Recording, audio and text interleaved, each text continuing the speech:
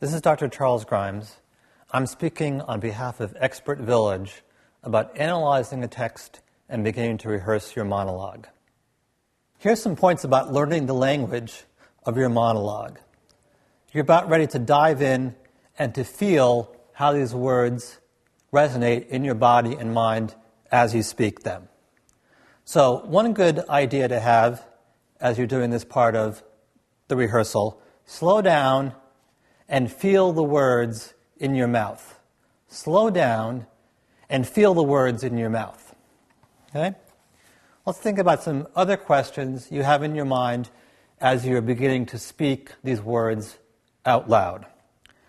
What would a person saying these words be feeling?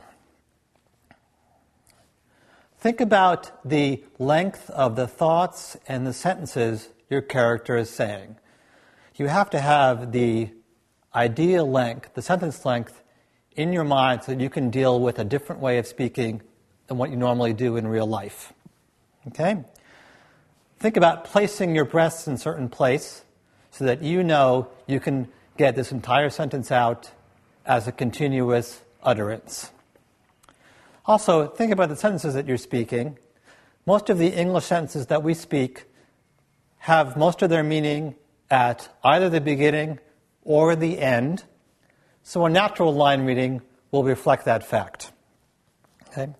Ultimately, how does the sound of what you're saying support the sense of what you're saying? So these are some questions.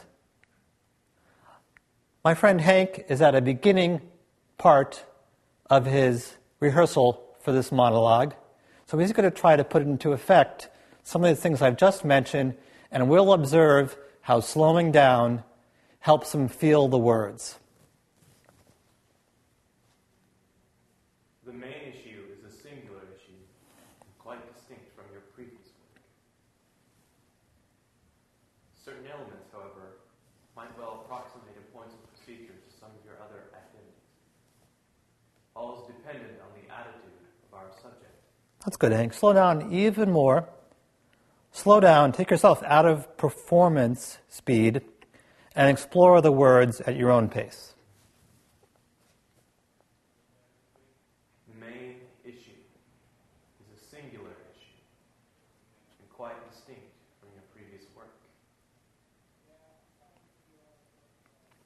Certain elements, however, might well approximate in points of procedure to some of your other activities.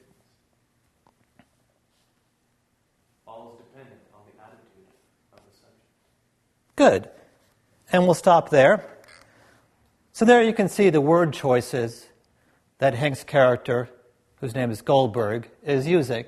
When you force yourself to slow down, you note his tone of voice, his bureaucratic language, almost his cold language.